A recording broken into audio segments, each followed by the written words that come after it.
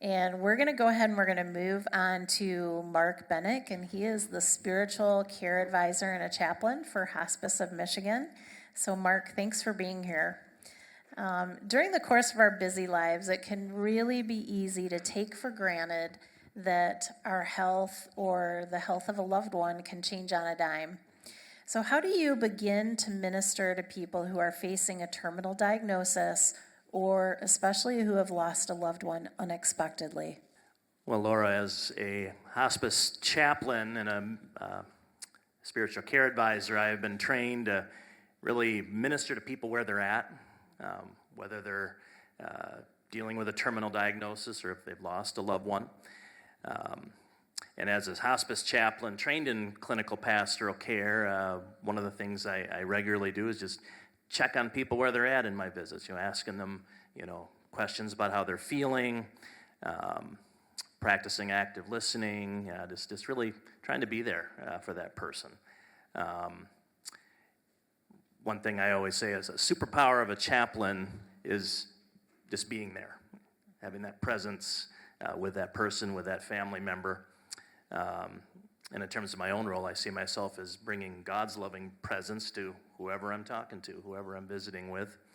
And that ministry of presence could involve asking questions, could be reading a scripture verse, sharing a prayer with someone, but it can also just involve sitting with a person. I have patients that are not able to converse, so sometimes I'm just sitting there playing music for them, just being a calm presence there with them. Or it may mean just doing a lot of active empathic listening for a person that maybe is going through a real struggle at the time. No, I like that idea of simply ministering by doing nothing else but being there and listening. And I find that, our lives are busy and crazy, and sometimes it can be challenging to simply stop and visit someone, stop and listen to somebody who maybe has a life that is not filled with work and activities and so forth. So that's a really, really important thing. You were previously a minister full-time, so what were some of the experiences that led you to want to work in hospice? Yeah, I was honored to serve as pastor of 4 churches, 1 in Iowa, 3 in West Michigan. And then I did that for almost 24 years, and then I've been a hospice chaplain now for almost 4 years as of this coming July.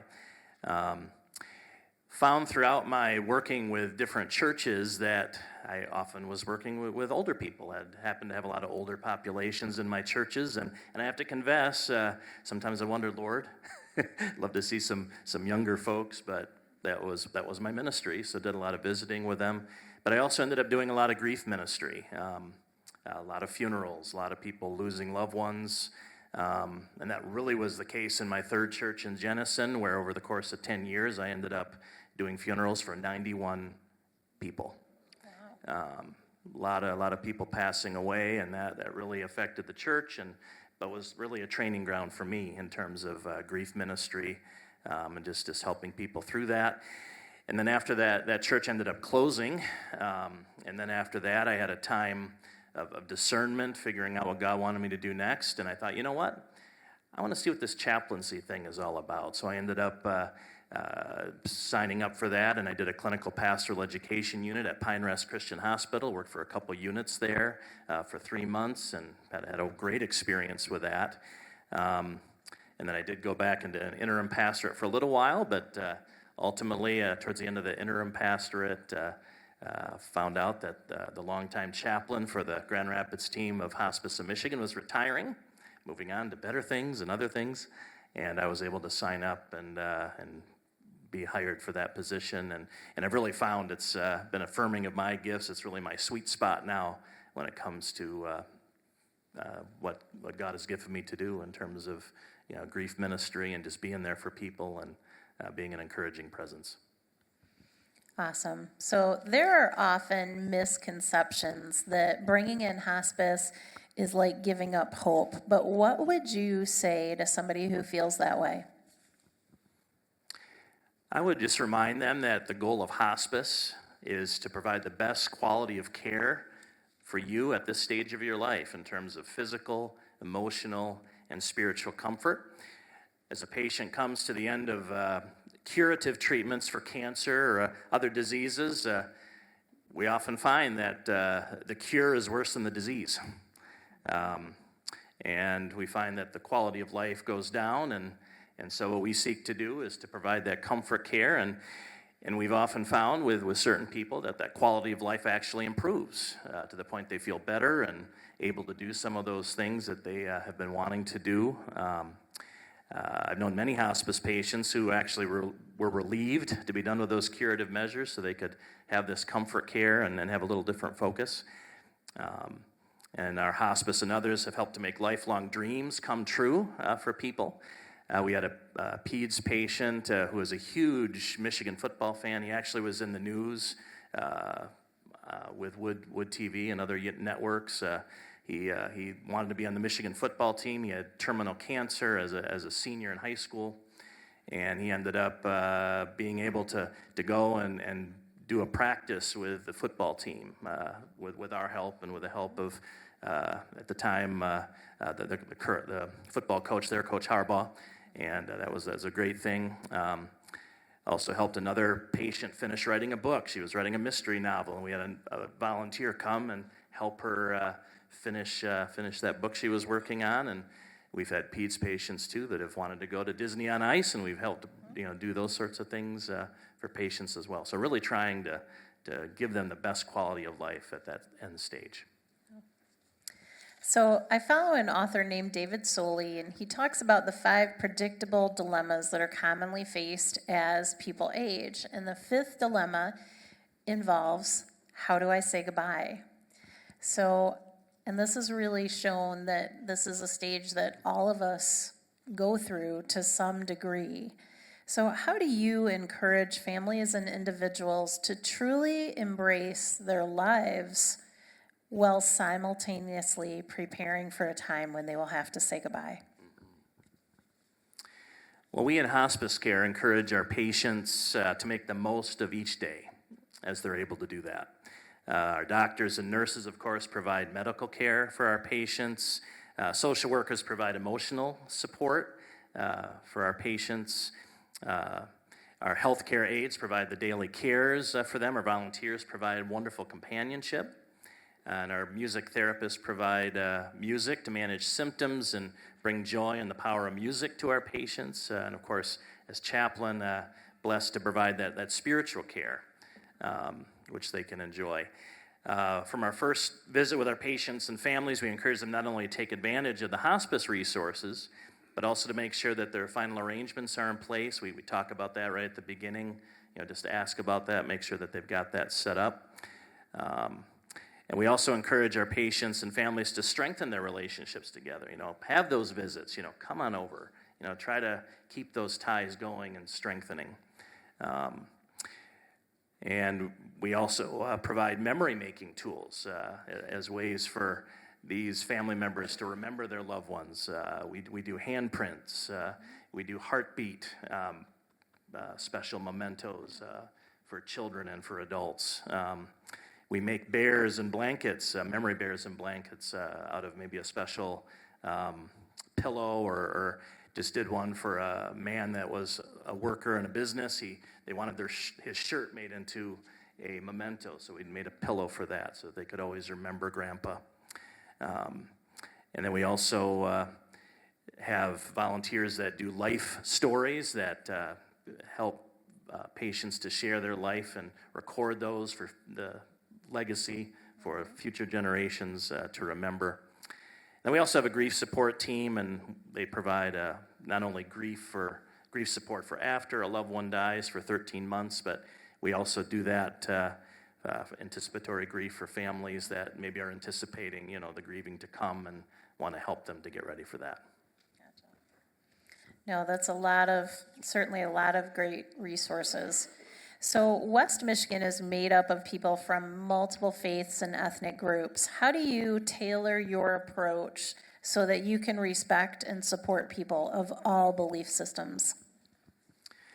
When a patient is first admitted to hospice care, the admitting nurse gets background information, including the faith background, the spiritual background of the patient, and passes that word on to the team. And when I come on for a first visit, I learn more about that patient's background, family, and work, but also their spiritual background. And they do have an opportunity at the beginning of our process, of our visits, to say, yes, I'd like spiritual care, no. So we always try to honor that decision at the front. But with each patient, I always try to tailor my plan of care for where they're coming from, with their faith background, what they want. I've had atheist patients. You may think that's really funny, but I have. And they may just want to have a guy that talks to them or listens to their stories. I had a guy that told me every time, I really have a hard time with religion, just want you to know that, Chaplain. But then he would talk to me for an hour about his life. So, so that may be something I do. Could have a Catholic patient that wants to have the sacraments brought, so I can contact a parish priest and have them come to bring the Eucharist or sacrament of the sick. May have a Protestant patient that wants scripture reading and prayer, and I can certainly do that. I've had Jewish patients. They may want to have a favorite psalm read when I visit. Black patient may want some gospel songs shared with them, and I can do that and sing along with them. I've had a number of Hispanic patients, Spanish-speaking patients, and I've ministered to them with an interpreter and maybe sharing a Spanish audio scripture with them as I visit them each time to meet them where they're at. But we always seek to tailor our visits and our ministry to what they want me to have done. I have had to deal with the question of, I really want my dad to be saved. Could you please preach to him and make sure that he, gets to the right place? And I have to say, well, if they want that, sure. But we always want to make sure that we're doing what they want done. And if the patient wants to have that sort of message given to them, I can do that, but I have to honor the patient's wishes first of all. Yes, very, very important to have the patient first, for sure. So we have a dear friend whose mother actually graduated from hospice multiple times before her final decline and passing. So can you tell us about anybody that you've worked with that have had the same experience and was really able to truly embrace their life while also being served by hospice? I'll share a couple different stories. Had one example of a middle-aged man who loved fishing. He had terminal cancer, and he was living with his family and just really wanted to have that opportunity to go out in Lake Michigan again and, catch some Lake Michigan salmon and bass and so forth. And so we made that arrangement. We talked to a charter fishing service and was able to get him out on the lake, and he was able to catch some nice big fish, and he had a wonderful day doing that. So that's one example, fulfilling his dream of getting back out there in the water. Had another example of a 90-year-old lady, also had terminal cancer at the end of her life, and she wanted to make a farewell tour of her family. She had loved ones that lived in some southern states and wanted to go down there and see them one last time, so we made sure that happened. Her son, who happens to work on our team, went with her. It was his mother, and he accompanied her, but our social worker made sure in each state that she was in that she had adequate hospice care available in case something happened. And then she went around. She was able to go to a granddaughter's wedding and able to just enjoy being with her family. She was gone, I think, a couple of weeks, and then she came back, and as the Lord would have it, she ended up passing away just a short time after she got back, but it was a wonderful trip and something that was just so meaningful to her, so we were honored to give her that opportunity. That's great. That sounds like a pretty good way to round out the last days of a life. So Mark, what final thoughts would you really like to leave our audience in regard to, living life every day while they are still healthy? Well, I would encourage all of you to do what I tell my hospice patients to do, and that is to make the most of each day. Live your life fully as much as you can right now.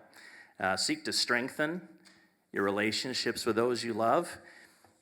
If you're dealing with an estranged relationship, do all you can, if possible, to try to bridge that gap, to build those connections again if you can.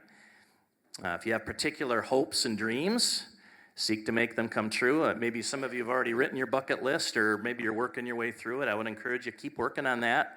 Make those dreams a reality now as much as you can. And then just in terms of your life, I think it's so vital that instead of focusing on the negative, which we all can do, let's focus on the positive. Look at the blessings that you have each day. I've got a patient right now, and she says, oh, so many people are so gloomy around me, but I want to look at the good things in life. I want to see the blessings that are there every day for me. And she does that, and it's wonderful. She's one of my favorite patients to visit, by the way. But just to make this a little more personal, my sister-in-law was diagnosed 8 years ago with stage 4 lung cancer. And just this past week, she was put on hospice care at the age of 47. Because of her treatments and the grace of God, she has been able to live a full life. She started a wedding ministry, helping couples to have the equipment and the dresses and the other decorations they need for their special event. She's engaged in her 3 daughters' lives. Of course, she did that her whole life, and their whole lives, but especially now. Celebrating their milestones, making memories with my brother and their family, and able to participate in those milestones. Last spring, their oldest daughter got married, and she was able to be a part of that. And then just this past weekend, we had an open house for their second daughter who graduated from Michigan State, and able to celebrate that. And and also my future daughter-in-law had a wedding shower, and she helped plan that, and had a wonderful time. And just really trying to do all she can to live that full life with the time that God has given her. And I'll just close with a word of wisdom from the Apostle Paul.